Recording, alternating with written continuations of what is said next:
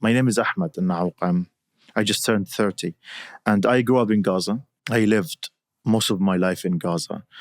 I lived in a small town called Deir el-Balah. Deir el-Balah is a small town that is in the center of the Gaza Strip. It's in the middle area of the Gaza Strip. Deir el-Balah, if you know what Deir el-Balah means, you could translate it as the monastery of palm trees. And it was named by that because in Deir el-Balah is full of palm trees. Wherever you go there, you will find palm trees. In every corner, in every street, you will find hundreds of palm trees. So it's a beautiful agricultural city. And palm trees which take a very long time to grow. Yes. Also. And they're very, very, very tall. So it's a very special place in the Gaza Strip. And it has always been a very, very peaceful town. You know, even Sharon, the Israeli prime minister, used to call it Deir Shalom, like Deir es-Salam, or the city of peace. But of course, for Israel, it doesn't matter if you are peaceful or not peaceful. You'll always be attacked. So I grew up in Deir el-Balah. I attended school in Deir el-Balah, and then I attended many wars in Deir el-Balah, and then I did my BA in English literature at Al-Azhar University. During in Gaza, Azhar University of Gaza, the same name of Al-Azhar University in Cairo, but it's totally different universities. And then while I was at university, I found We Are Not Numbers. And then after working for We Are Not Numbers and doing freelance journalism, I finally got a scholarship to do my master's degree in journalism at Leeds University. I got the Chevening Scholarship, which is a British governmental scholarship that is given to those who might be leaders in the future. And then I came to the UK. I did my master's, and then I stayed here for work. I've been living here since 2019. Tell us a little bit about We Are Not Numbers. This was an organization that I heard about here prior to 2019, if I remember correctly. And there's quite a few exceptional people that were part of We Are Not Numbers. And tell me about it. So We Are Not Numbers started after the war in 2014 in Gaza. During that war, I lost my brother and many of my friends, and I, like many other people, I was only 19 years old. I sank into deep depression after the war. And then I was encouraged by an American journalist to write a story about my brother. And yeah, I said this story many times, but I was very depressed at that time. And then after she insisted on me, I agreed to write a story about my brother in English. After I wrote my story and it was published, it had changed my mind about the world, because during that war in 2014, I was reading English. I was watching the English media, and it always came to my attention how they report the wars in Gaza. And unfortunately, during that time and during this time, and for the past 76 years, the media in the West has always been dehumanizing of the Palestinian people. They have always reported us as numbers. The numbers of the Palestinians killed is the headline, but they would never write stories about the Palestinian people, about their stories, about their life. So for us, the Palestinians, were just numbers in the news. But after I wrote my story and it got media attention, and I've got messages of people from all around the world who reached out to me, who told me that they have read my story, it helped me feel better. And also that the process of writing my story was somehow therapeutic to me. So we thought, why don't we replicate this experience with many other Palestinians, in which we create a platform for youth and refugees in Gaza. We train them how to write their stories in English, and then pair them with international mentors, help them write their stories and publish our stories online. So we started this platform. We called it We Are Not Numbers.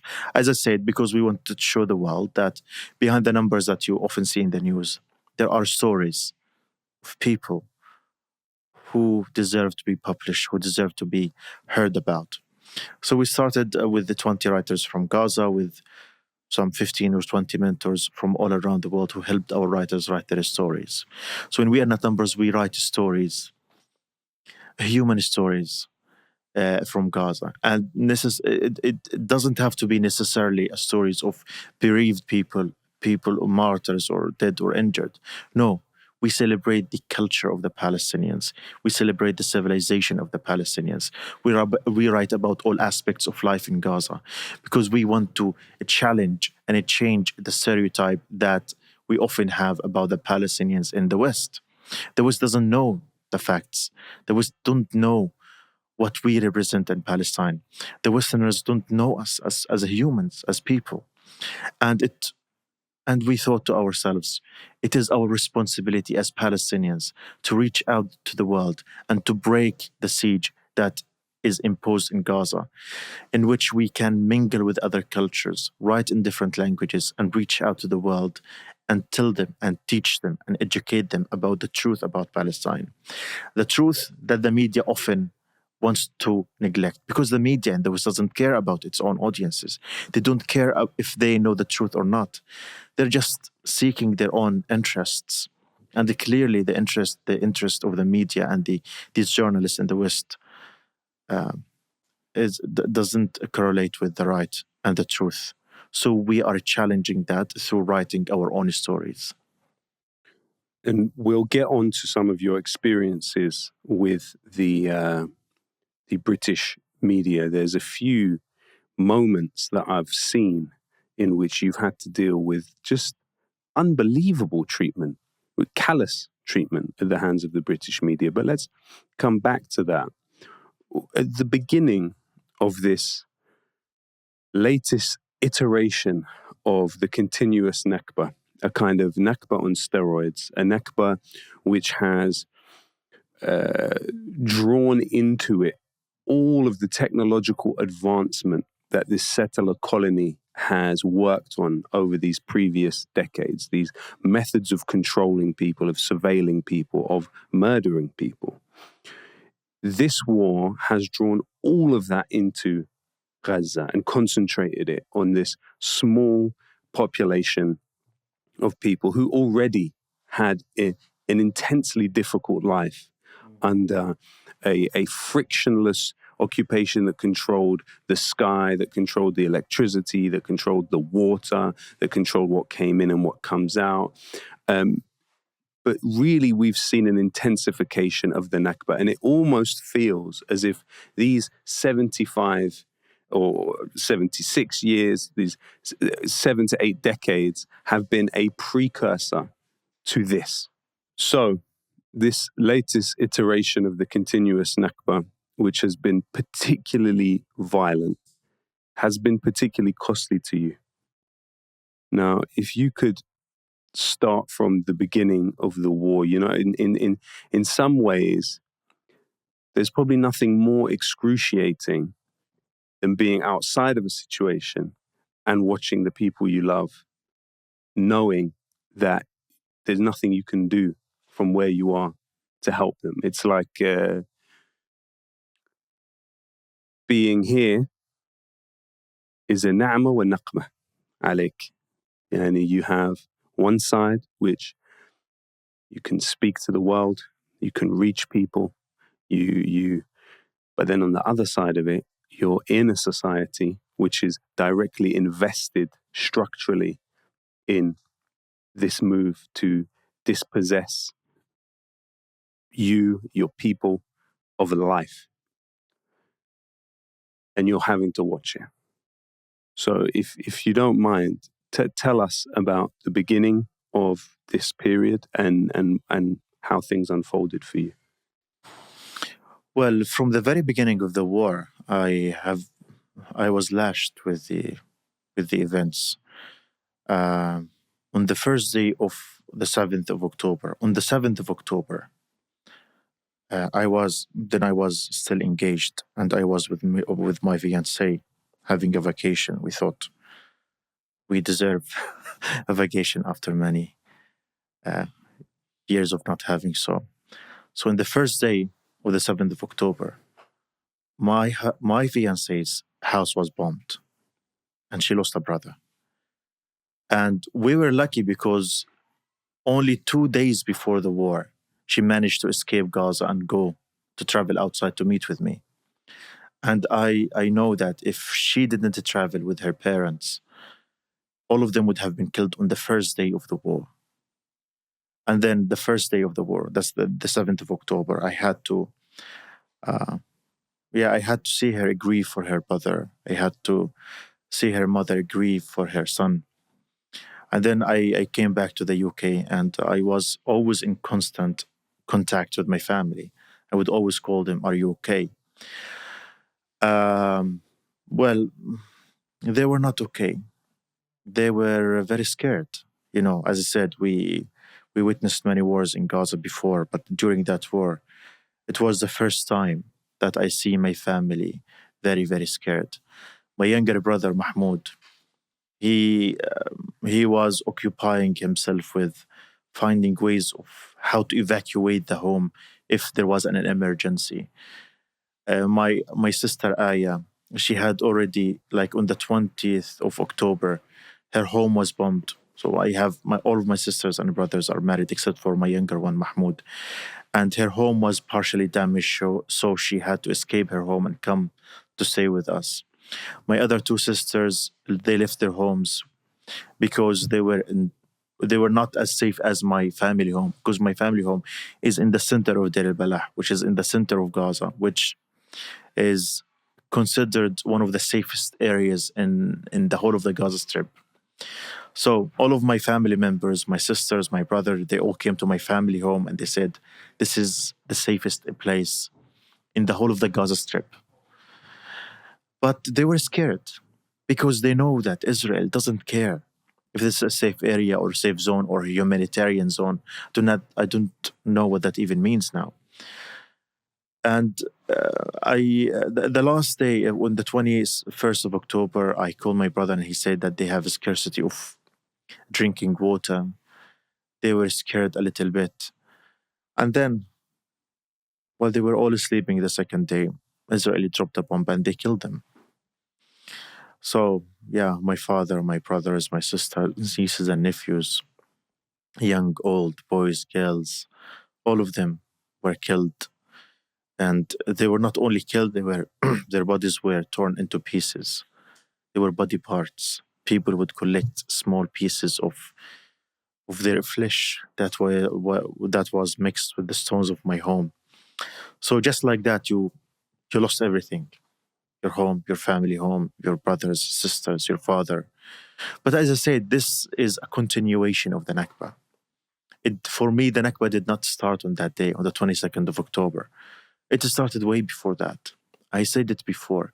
During the Nakba, the first Nakba, in the year 1948, my father, on the first day that when my grandmother was giving birth to my father, my grandmother lost her father and her uncle in a bombing.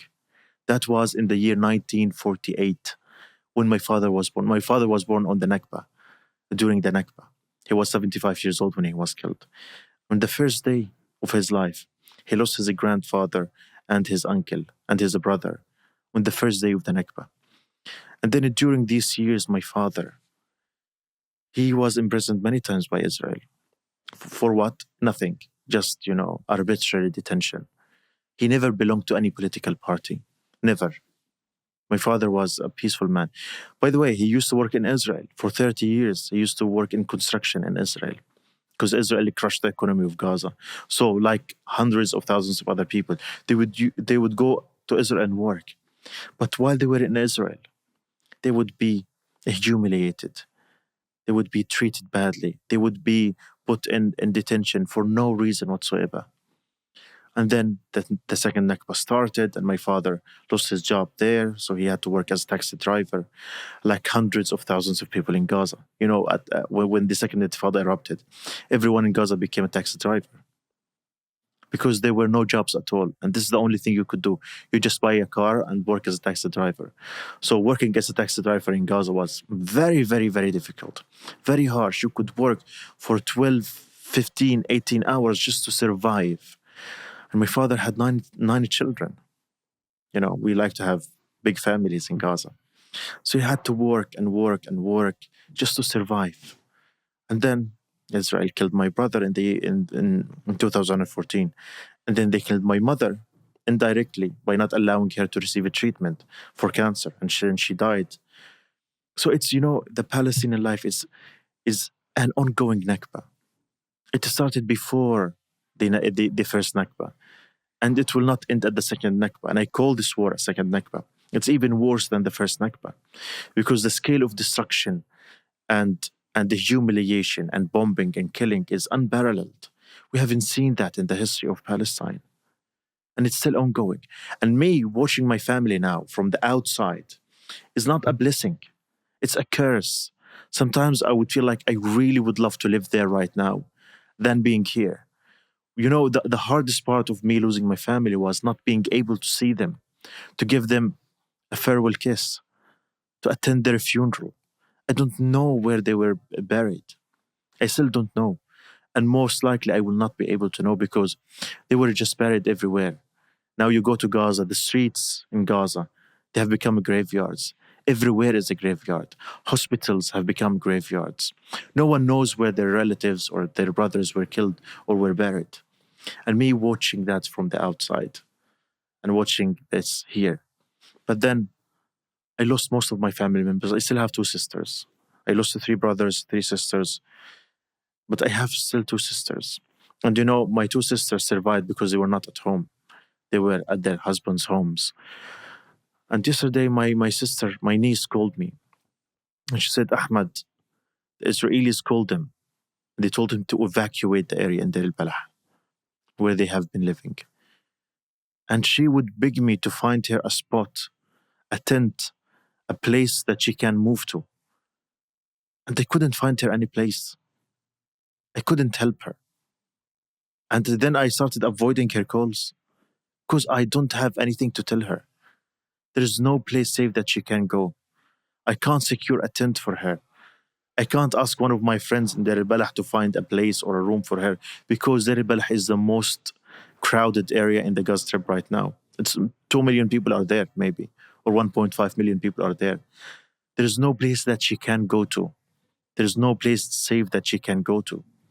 And I can't help her. And she's got only me. There's no one else that she knows. She's lost all of her brothers in Gaza. And she's divorced. She doesn't have a husband. And, the state of helplessness that I'm feeling is so bad that no one could understand. So it's not a blessing being here. Sometimes I say that I'm a privileged. I have electricity. I have water. I have food. I can travel.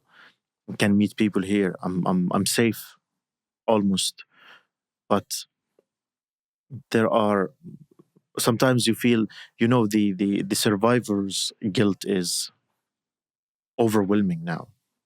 It's overwhelming. Sometimes I question myself, why is it only me who survived this war from my family? Am I special? Or maybe I am doomed. Maybe sometimes you have these ideas that maybe God hates me, that's why he did not take me with him, with my family. You have all of these ideas, conflict all the time. What is right? What is wrong? What should I do right now? Should I speak up? Should I shut down? What should I do? Should I risk my safety to speak about my people? Or should I stay safe for my sisters, my 2 sisters in Gaza?